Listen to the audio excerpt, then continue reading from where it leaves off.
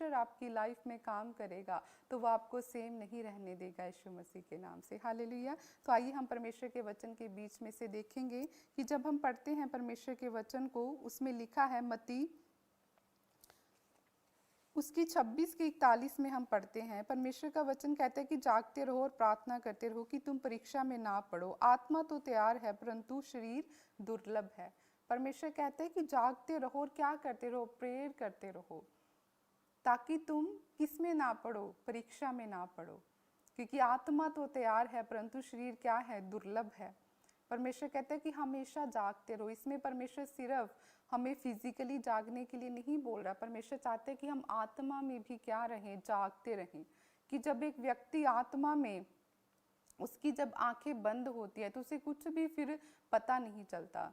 तभी परमेश्वर कहता है कि जागते रहो, कि फिजिकली भी प्रेयर के लिए जागते रहो और स्पिरिट में भी क्या है, जागते रहो। क्योंकि जब आप स्पिरिट में जागते रहेंगे तभी आप फिजिकली बैठेंगे परमेश्वर के सामने प्रेयर में। लेकिन जब आप स्पिरिट में जागते नहीं रहेंगे तो फिर आप शरीर में भी कभी भी परमेश्वर के सामने नहीं बैठ सकते। तभी परमेश्वर कहता है कि जागते रहो और प्रार्थना करते रहो कि तुम परीक्षा में ना पड़ो। क्योंकि परमेश्वर जानता है कि जब एक व्यक्ति प्रार्थना नहीं करता तो उसकी लाइफ में हमेशा प्रॉब्लम्स बनी रहती है। तभी परमेश्वर ने कहा कि जागते रहो और क्या करते रहो, प्रार्थना करते रहो। कि जब हम प्रेयर्स करते हैं तो परमेश्वर क्या करता है, जो आने वाली प्रॉब्लम्स है उनसे हमें क्या करता है, सेव करके रखता है। लेकिन आज प्रॉब्लम कहाँ पे है, यही तो है कि हम कहते हैं कि प्रार्थना हमसे नहीं होती। तभी परमेश्वर का वचन कहता है कि आत्मा तो तैयार है लेकिन शरीर क्या है, दुर्लभ है।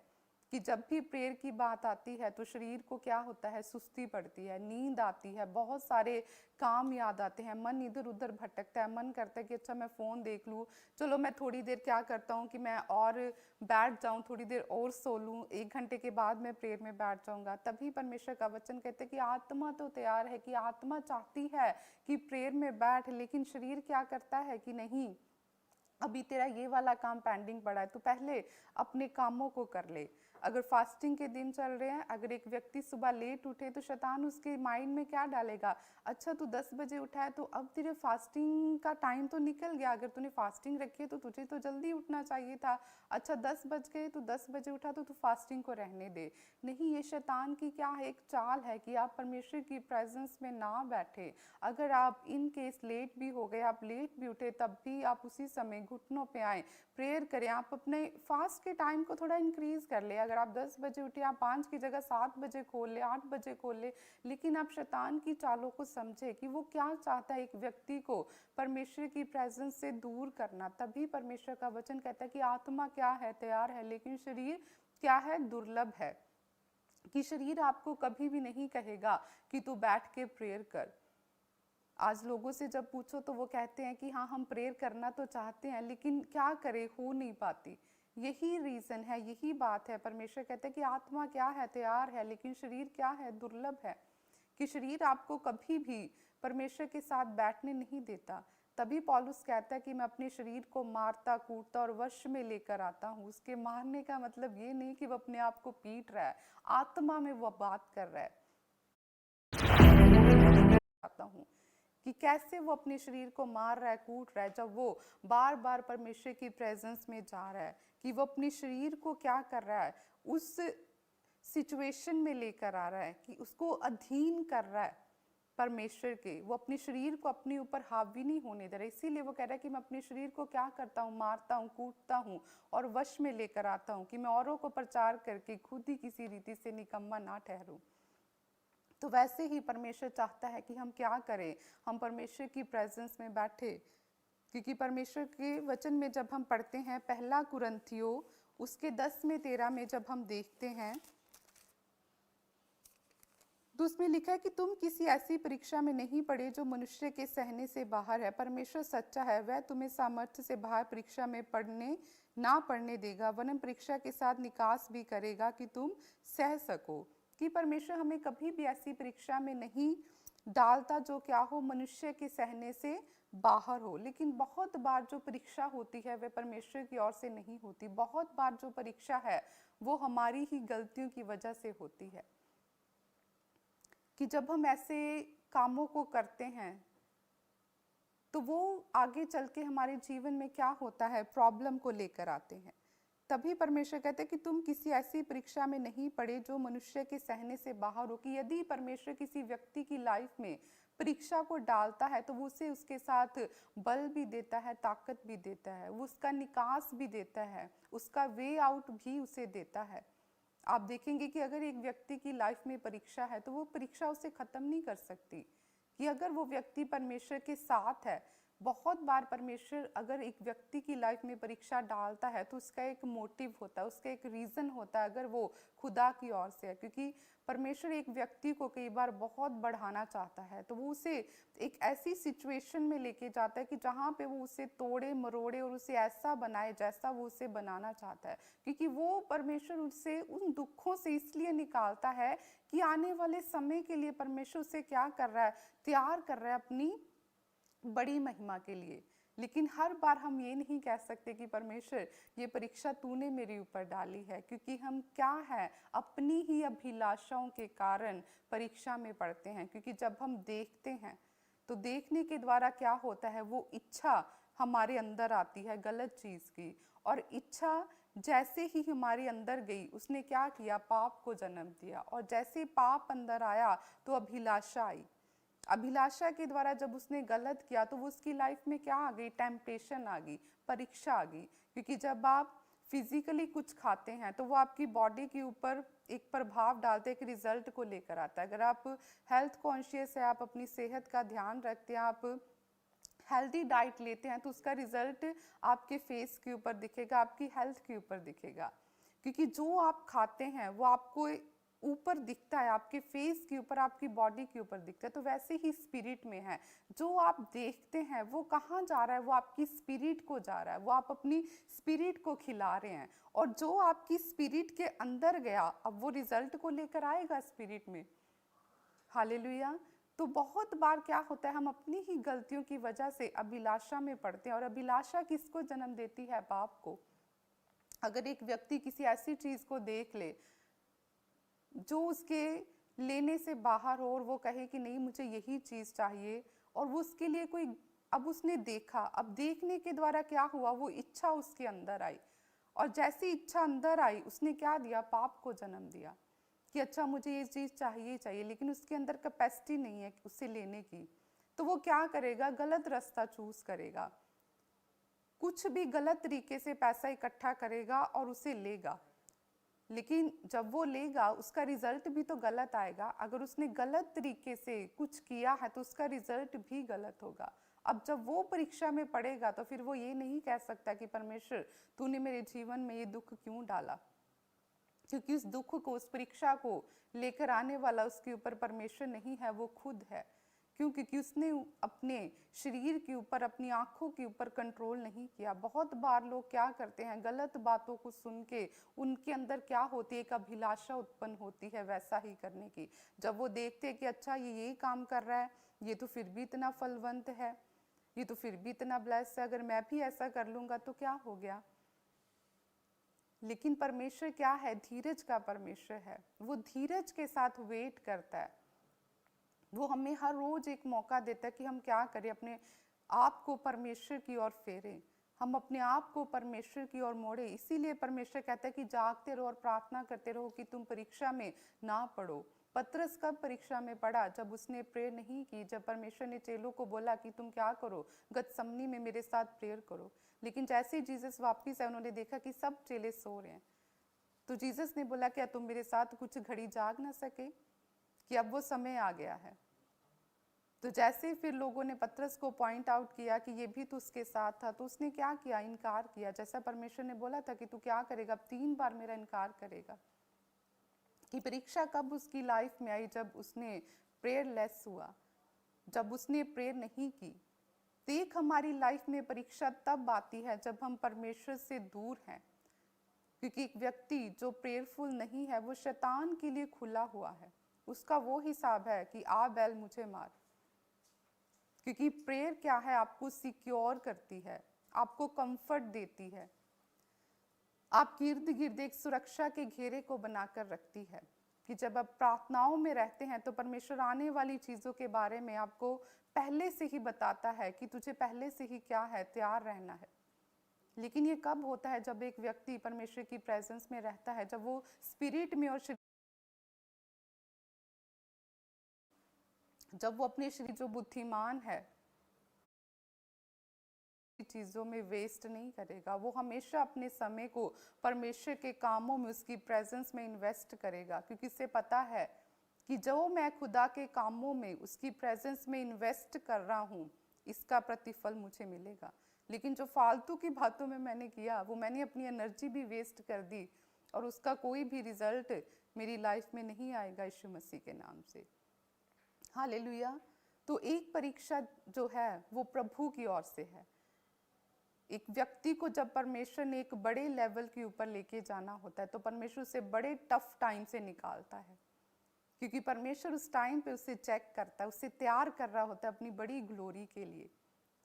जैसे परमेश्वर ने अय्यूब की लाइफ में किया कि उसके ऊपर जो परीक्षा थी वो प्रभु की ओर से शैतान ने डाली थी, कि परमेश्वर ने जब अलाउ किया शैतान को कि हाँ ठीक है तू ऐसा कर सकता है, तब क्या हुआ? शैतान ने उसके ऊपर क्या किया? परीक्षा को डाला। तो जब हम देखते हैं अय्यूब उसके 2 के साथ में, तो उसमें हम देखते हैं कि तब शैतान यहोवा के सामने से निकला और अय्यूब के पाँव के तलवे से ले सिर की चोटी तक बड़े बड़े फोड़ों से क्या कर दिया? उसे पीड़ित कर दिया। तो अय्यूब के ऊपर देखिए इतनी बड़ी परीक्षा आई। तब अय्यूब खुजलाने के लिए एक ठीकरा लेकर राख पर बैठ गया। तब उसकी स्त्री उससे कहने लगी, क्या तू अब भी अपनी खराई पर बना है? परमेश्वर की निंदा कर और चाहे मर जाए तो मर जा। उसने उससे कहा, तू एक मूढ़ स्त्री की सी बातें करती है। क्या हम जो परमेश्वर के हाथ से सुख लेते हैं दुख ना ले? इन सब बातों में भी अय्यूब ने अपने मुंह से कोई पाप नहीं किया। हालेलुया। तो अय्यूब के ऊपर जो परीक्षा आई थी वो प्रभु की ओर से थी, कि शैतान ने परमेश्वर को बोला कि अगर तूने परमेश्वर इसके चारों ओर वाड़ा बनाया हुआ है, अगर तू इसके शरीर के ऊपर कोई दुख भेजेगा तो देखना ये तेरे मुंह पे तेरी क्या करेगा? निंदा करेगा। क्योंकि परमेश्वर की नज़र में अय्यूब बहुत ही धर्मी था। तो परमेश्वर ने कहा कि ठीक है, मैं तुझे अलाउ करता हूँ कि तू ऐसा कर, लेकिन तू उसके प्राण को नष्ट नहीं करेगा। तो लिखा है कि शैतान ने क्या कि उसके पूरे शरीर के ऊपर बड़े बड़े फोड़े हो गए। और लिखा है कि अय्यूब एक ठीकरा लेकर राख पर बैठ गया खुजलाने के लिए, कि जो बड़े बड़े फोड़े थे खारिश करने के लिए उसने क्या किया? एक पत्थर को लिया और जिससे वो क्या कर रहा है? अपने फोड़ों के ऊपर उससे खारिश कर रहा है, खुजला रहा है। तब उसकी स्त्री उसकी इस हालत को देखकर उसकी वाइफ ने कहा, क्या तू अब भी अपनी खराई पर बना रहेगा? कि क्या अब भी तू परमेश्वर के साथ फेथफुल रहेगा? परमेश्वर की उसने कहा क्या कर? निंदा कर और चाहे मर जाए तो मर जा। कि प्रभु की निंदा कर तो चाहे अगर तू मरता भी है तो मर जा। तो आगे से देखो अय्यूब क्या रिप्लाई कर रहा है अपनी वाइफ को। उसने कहा तू एक मूढ़ स्त्री की तरह, एक मूर्ख स्त्री की तरह तू क्या कर रही है? बात कर रही है कि क्या हम जो परमेश्वर के हाथ से सुख लेते हैं तो दुख ना ले? कि या परमेश्वर जो हमें हर एक सुख देता है, तो अगर उसने दुख दे दिया तो क्या मैं उसे ना लूं? तो अगर मेरी लाइफ के ऊपर परमेश्वर ने दुख भेज दिया है तो क्या इस दुख में मैं परमेश्वर की निंदा करूं? क्या इस दुख में मैं उस परमेश्वर को छोड़ दूं? इस परीक्षा में, इस टेम्पटेशन में प्रभु को मैं क्या करूं? छोड़ दूं? इन सब बातों में भी अय्यूब ने अपने मुंह से कोई पाप नहीं किया। कि इतना दुख, इतनी परीक्षा होने के बावजूद भी अय्यूब ने क्या किया? कोई भी अपने मुंह से ऐसा शब्द नहीं निकाला जिससे क्या हो? परमेश्वर के नाम की निंदा हो। तो ये परीक्षा क्या थी? परमेश्वर की ओर से थी। कि शैतान ने देखो उसके बच्चों को खत्म कर दिया, उसकी प्रॉपर्टी को खत्म कर दिया, हर एक चीज जो उसके पास थी उसे खत्म कर दिया। एक शरीर था उसके पास, उसके ऊपर भी उसने इतने बड़े बड़े सिर से लेके पैरों के तलवों तक लिखा है कि बड़े बड़े फोड़े कर दिए। और देखो एक व्यक्ति, सब कुछ चला गया। अगर हम ध्यान से इस चीज को देखें, बच्चे भी नहीं है, जो उसके पास प्रॉपर्टी थी वो भी खत्म होगी। एक शरीर जो बचा है जिसके द्वारा उसने ये सहना होता है कि अच्छा मेरे जीवन में ये दुख हुआ, वो शरीर भी क्या है? बीमारी से भर गया और वो राख के ऊपर बैठा है। और पत्नी भी क्या है? वो भी साथ नहीं दे रही, वो भी बोल रही है कि क्या कर प्रभु की, क्या कर निंदा कर, अभी भी क्या तू फेथफुल रहेगा परमेश्वर के साथ, तू लॉयल रहेगा।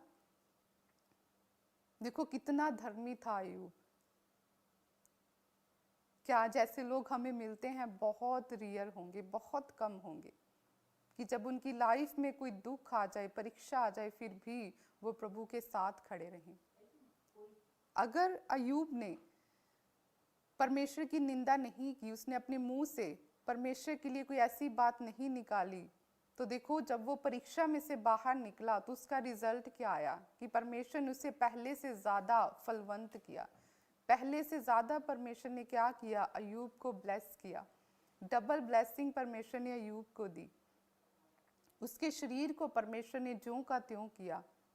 परमेश्वर ने अय्यूब को ऐसे बच्चे दिए, लिखा है कि इतने सुंदर किसी के बच्चे नहीं थे जितने सुंदर बच्चे अय्यूब के थे।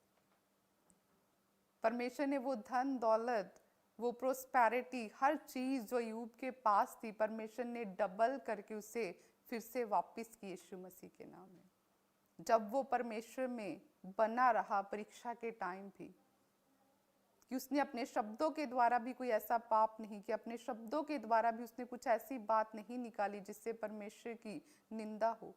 वो कुड़कुड़ाया नहीं परमेश्वर के ऊपर कि प्रभु तूने सब कुछ ले लिया मेरा, एक ये शरीर ही बचा था उससे भी तूने बीमारी से भर दिया। फिर भी वो परमेश्वर के साथ बना रहा, खराई के साथ।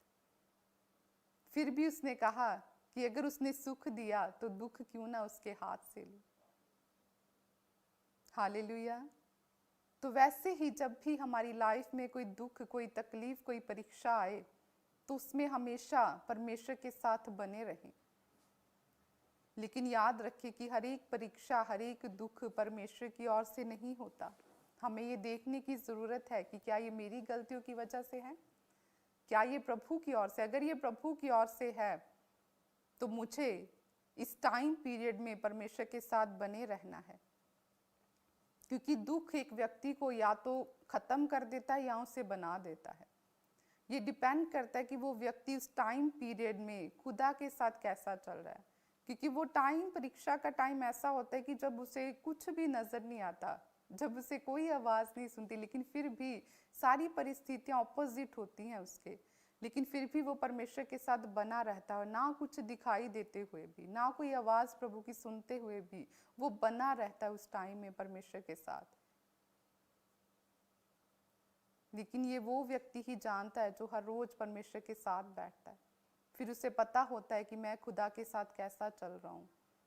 तो अगर परमेश्वर ने ये दुख, ये तकलीफ मेरी लाइफ में दी है, तो वो उसका निकास भी मुझे देगा। कि अगर परमेश्वर ने ये परीक्षा डाली है, तो लिखा है कि वो ऐसी परीक्षा में नहीं डालता जो क्या है, सहने से बाहर हो। कि वो उसके साथ क्या है, उसका निकास भी देता है यीशु मसीह के नाम में। अब्राहम की लाइफ में देखो कितना टाइम पीरियड था कि प्रभु ने खुद उसके साथ एक वाचा बांधी कि अब्राहम देख, मैं तेरी संतान को इतना बढ़ाऊंगा। लेकिन फिर भी देखो 100 साल तक उसने वेट की। 100 साल बहुत ज्यादा है। आज 2 साल के बाद एक इंसान परमेश्वर के विरुद्ध कुड़कुड़ाने लग जाता है कि हमें क्या मिला प्रभु के पास जाकर। अगर हम खुदा के पास आ रहे हैं तो उसमें खुदा का नहीं, हमारा ही बेनिफिट है। जब हम प्रभु के पास है तो एक उम्मीद, एक आस हमारे पास है। हालेलुया। अब्राहम भी सोच सकता था कि परमेश्वर देख, मुझ जो मेरे वर्कर है वो ब्लेस है बेबी के साथ, लेकिन मैं परमेश्वर जिसके साथ उन्हें वाचा बांधी, अभी तक बेबी नहीं है। 100 साल उसने वेट की और खराई में बना रहा, परमेश्वर के साथ चलता रहा, प्रभु के साथ। कभी भी उसने ये नहीं सोचा कि मैं प्रभु को छोड़ दूं। और परमेश्वर ने भी उसे कितना ब्लेस किया। सब जातियों का पिता उसने अब्राहम को परमेश्वर ने बनाया। तो जब हम उस टाइम पीरियड में, जब हमारे पास ब्लेसिंग नहीं है, कोई परीक्षा हमारे जीवन के ऊपर आई है, अगर हम खुदा को नहीं छोड़ते, तब भी हम अपने आप को वैसा ही प्रेयरफुल बना के रखते हैं, तब भी हर रोज अपने हाथों को उठाना हम नहीं छोड़ते, परमेश्वर के वचनों पे चलना नहीं छोड़ते, अपनी पवित्रताई को हम वैसे ही मेंटेन करके रखते हैं जैसे यूसुफ ने रखा। उसकी लाइफ के ऊपर भी दिखे। आप जब पढ़ते हैं, जो बाइबल में हमने करैक्टर देखे हैं, वो हमें सिखाने के लिए हैं कि हम उनकी लाइफ को जब पढ़े तो हम सीखे कि अच्छा, अगर परमेश्वर ने इसे इतना ब्लेस किया तो इसकी स्टोरी क्या थी, क्या ये ऐसे ही ब्लेस हो गया? उसके पीछे की स्टोरी को आप पढ़ें कि क्या परमेश्वर के साथ वो कैसे चले, कैसे वो खुदा में हर प्रॉब्लम में बने रहे। उन्होंने प्रभु को कभी भी छोड़ा नहीं, हर परीक्षा में वो स्थिर रहे, उन्होंने अपनी पवित्रताई को बना के रखा, परमेश्वर के साथ साथ चलते रहे, तभी तो परमेश्वर ने उन्हें इतना ब्लेस किया, इतने टॉप पे परमेश्वर ने लेके गया। क्या आज हम उनकी एग्जाम्पल को देते हैं? क्यों यूसुफ की इतनी एग्जाम्पल को हम देते हैं, यूब की, अब्राहम की, मूसा की, पौलुस की? क्योंकि परमेश्वर ने क्या किया, दाऊद की, इनकी एक स्टोरी है कि इन्होंने क्या किया, परमेश्वर के साथ चले, हर दुख में, तकलीफ में दानियल प्रभु के साथ बना रहा है, कोई फिक्र नहीं अपनी जान की। नहीं तो एक व्यक्ति डर जाता कि अच्छा ऐसा कर देंगे, चलो मैं प्रभु को छोड़ देता हूँ। बना रहा परमेश्वर के साथ, वो जानता था कि वो परमेश्वर सामर्थी है, वो मुझे कभी भी ऐसी परीक्षा में नहीं जाने देगा जो सहने से बाहर हो। यूसुफ इतनी परीक्षा में प्रभु के साथ है, जेल में भी स्माइल कर रहा है, सुसमाचार सुना रहा है, रिलैक्स, कोई टेंशन नहीं, प्रभु के साथ बैठ रहा है, और कैदी देख रहे हैं कि ये एक अलग ही मनुष्य है, किसी कोई भी चिंता नहीं है, कोई गलती नहीं, कोई कुछ नहीं किया, कोई कंप्लेंट नहीं कर रहा प्रभु से कि परमेश्वर क्यों पहले भाइयों ने ऐसा किया, अब अगर यहाँ पे आया तो परमेश्वर, अब पोतीफर की पत्नी ने ऐसा किया, कोई कंप्लेंट नहीं। तो जब वो अपनी परीक्षा में खरा निकला तो देखो परमेश्वर ने उसे कैसे टॉप पे लेके गया। एक अन्य जाति देश में, मिस्र में, देखो पूरे मिस्र के ऊपर किसकी प्रभुता चलती थी? यूसुफ की चलती थी, कि लोग उसको देखने के लिए तरसते थे जब वो निकलता था। लेकिन क्यों परमेश्वर ने उसे इतना ब्लेस किया? क्योंकि परमेश्वर ने उसकी लाइफ को चेक किया, परमेश्वर ने देखा कि कैसे ये मुझ में बना रहा है हर परीक्षा में। तो वैसे ही जब भी हमारी लाइफ में कोई भी परीक्षा हो, कभी भी मत घबराएं, खड़े रहें परमेश्वर के साथ, अपनी प्रेयर्स में बने रहें, विश्वास रखें कि वो परमेश्वर आपका छुड़ाने वाला आपके साथ है, कि वो कभी भी ऐसी परीक्षा में नहीं पड़ने देगा जो सहने से बाहर हो। कभी भी परमेश्वर के खिलाफ कुड़कुड़ाए ना कि हाय प्रभु तूने ऐसा कर दिया, हाय प्रभु तूने ऐसा कर दिया। चेक करें कि क्या खुदा ने किया है, क्या उसमें मेरी गलती है, मेरी गलतियों की वजह से ये प्रॉब्लम मेरे ऊपर है। अगर मेरी गलतियों की वजह से है तो मुझे क्या करना है? रिपेंट करना है, मुझे पश्चाताप करना और अपनी लाइफ में सुधार करना है, क्योंकि प्रभु मुझे मौका दे रहा है फिर से वो एक बार मुझे मौका दे रहा है कि मैं क्या करूँ, सुधार करूँ, मैं फिर से वो गलती ना करूँ जो मैंने पहले की। लेकिन अगर ये प्रभु की ओर से है तो मुझे इस परीक्षा में परमेश्वर के साथ बने रहना है, क्योंकि ये परीक्षा, ये टेम्पटेशन क्या है? मुझे बढ़ाने के लिए है, यीशु मसीह के नाम में। हालेलुया। तो आपकी लाइफ में भी कोई भी दुख है, प्रॉब्लम है, खुदा को मत छोड़े, उसे पकड़े रहें, हर रोज परमेश्वर के साथ बैठे। वो परमेश्वर वफादार परमेश्वर है, उसके जितना वफादार ईमानदार कोई नहीं है इस धरती के ऊपर, जितना लॉयल वो है आपके साथ। जब आप उसके साथ ईमानदार बनोगे तो वो आपसे भी ज्यादा आपके साथ वफादारी और ईमानदारी को दिखाएगा यीशु मसीह के नाम में। कभी नहीं छोड़ेगा, कभी नहीं त्यागेगा, ये उसका प्रॉमिस है, और वो प्रॉमिस का पक्का परमेश्वर है। जो वो कहता है उसे पूरा भी करता है यीशु मसीह के नाम में। हालेलुया। तो आपने हर परीक्षा में खुदा के साथ बने रहना है। तो आइए हम परमेश्वर की महिमा के लिए गवाही को देखेंगे। कि मैं रही हूँ। मेरी गवाही ये है कि मेरे जॉब ऑनर को हार्ट अटैक आया था। उनकी बहुत ज़्यादा कंडीशन ख़राब थी।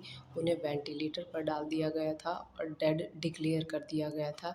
लेकिन हम बुधवार को वॉलंटियर्स मीटिंग में गए और प्रॉफिट जी से सर की फ़ोटो पर ले हैंड करवाई और आज वो भली चंगे हो चुके हैं और घर वापस आ चुके हैं। इस अद्भुत गवाही के लिए मैं परमेश्वर का और परमेश्वर के दास का बहुत बहुत धन्यवाद करती हूँ। जोरदार ताड़ियों से ऑनलाइन चर्च जोरदार ताड़ियों से सब स्तुति करें, सब महिमा करें परमेश्वर